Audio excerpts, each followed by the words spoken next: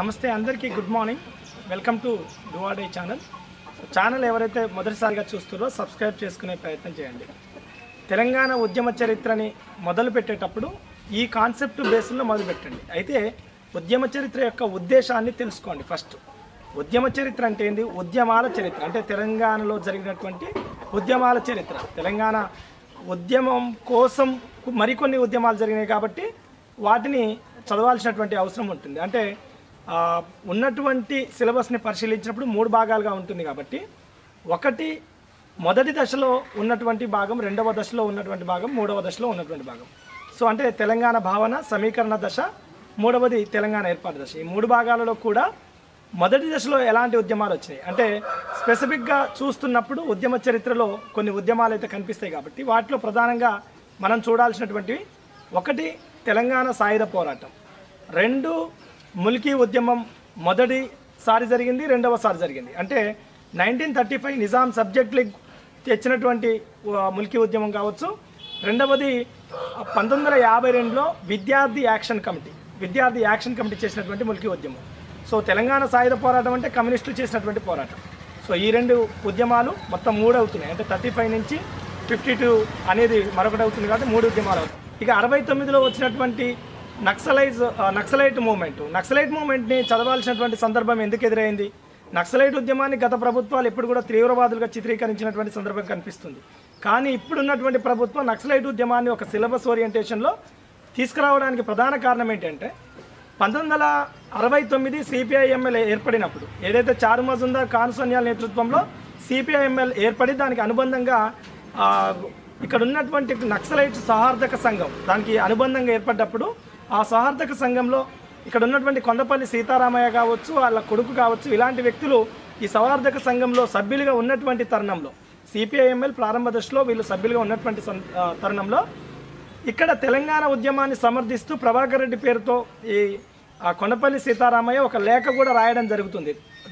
ఏది తొలి తెలంగాణ ఉద్యమాన్ని సమర్థిస్తూ. అంటే ఆ టైంలో నక్సలైట్ ఉద్యమం కూడా తెలంగాణ ఉద్యమాన్ని సమర్థిస్తూ ప్రకటన ఇవ్వడం. తర్వాత 1996 టైంలో పీపుల్స్ వార్ గ్రూప్ లాంటివి కూడా ఈ తెలంగాణ ఉద్యమాన్ని సమర్థిస్తూ తెలంగాణ ఏర్పాటు ఆవశ్యకమని చెప్పడంతో మనకు తెలంగాణ ఉద్యమ చరిత్రలో నక్సలైట్ ఉద్యమాన్ని కూడా చదవాల్సినటువంటి సందర్భం ఏర్పడుతుంది. ఇక అంతేకాకుండా 1969 తొలి తెలంగాణ ఉద్యమం కావచ్చు, ఆ తర్వాత ఉన్నటువంటి 2001 తర్వాత వచ్చినటువంటి మలిదశ తెలంగాణ ఉద్యమం కావచ్చు, ఈ ఉద్యమాలను కూడా 2 దశల్లో చూడాల్సినటువంటి అవసరం ఉంటుంది. సో ఒకటి తెలంగాణ సాయుధ పోరాటం, 2 ముల్కీ ఉద్యమం 1935, 1952.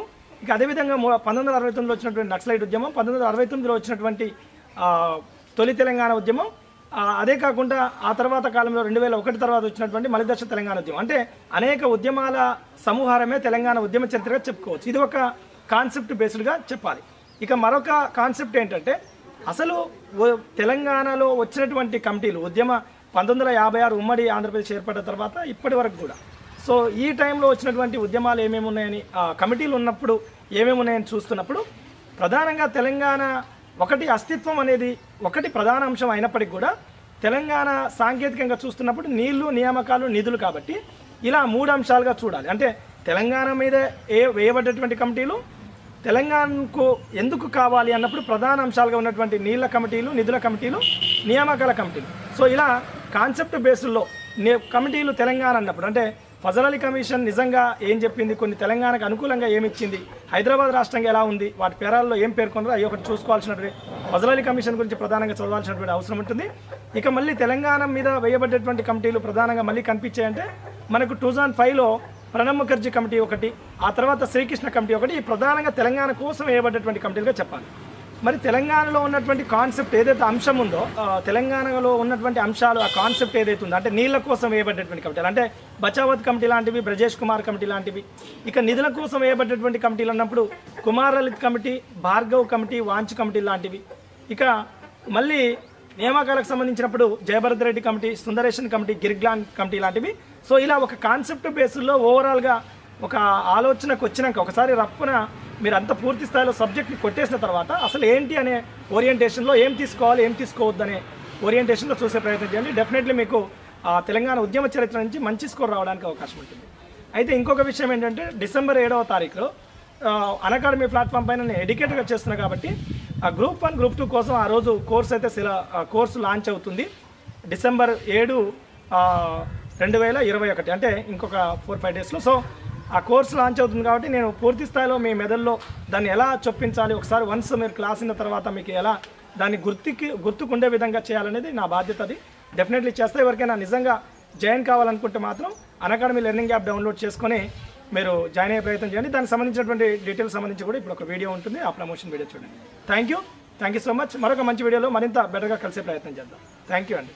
ఇంకా మంచి ఉద్యోగం సాధించడం మీ లక్ష్యం అయితే Unacademy learning app play store నుంచి డౌన్లోడ్ చేసుకోండి. అక్కడ అనేక ఫ్రీ వీడియోస్ ఉచితంగా లభ్యమవుతాయి. ఫ్రీ వీడియోస్ ఓపెన్ కావాలంటే మీరు బాలాజీ 10 Live అనే రిఫరల్ కోడ్ వాడాల్సి ఉంటుంది. ఎవరైతే అన్అకాడమీ లెర్నింగ్ యాప్ డౌన్లోడ్ చేసిన తర్వాత ఏపీఎస్సీ టీఎస్పీఎస్సీ కేటగిరీ ఎంచుకొని అక్కడ ఫ్రీ వీడియోస్ ఓపెన్ కావాలన్నప్పుడు మాత్రం ఖచ్చితంగా BALAJI 10 LIVE Balaji 10 Live referral code వాడండి. ఖచ్చితంగా మీకు అనేక ఫ్రీ వీడియోస్ ఓపెన్ అవుతాయి. అంతేకాకుండా పూర్తి స్థాయి కోర్సుకి మీరు ఇంత కాలానికి జాయిన్ కావాల్సి ఉంటుంది. మీరు జాయిన్ అయినప్పుడు ఇక్కడ ఉన్నటువంటి దాదాపుగా 60 మందికి పైగా యాక్టివ్ ఎడ్యుకేటర్స్ యొక్క పూర్తి క్లాసెస్ని, అదేవిధంగా రికార్డెడ్ క్లాసెస్ని, లైవ్ క్లాసెస్ని, దాంతో పాటుగా group 1 group 2 group 3 group 4 sub inspector లాంటి ప్రతి కోర్సు మీకు వినడానికి అవకాశం ఉంటుంది. ఇలా అన్అకాడమీలో అన్లిమిటెడ్ సబ్జెక్ట్ మీరు ఒడిసి పట్టాలంటే ఇప్పుడే అన్అకాడమీ లెర్నింగ్ యాప్ డౌన్లోడ్ చేయండి.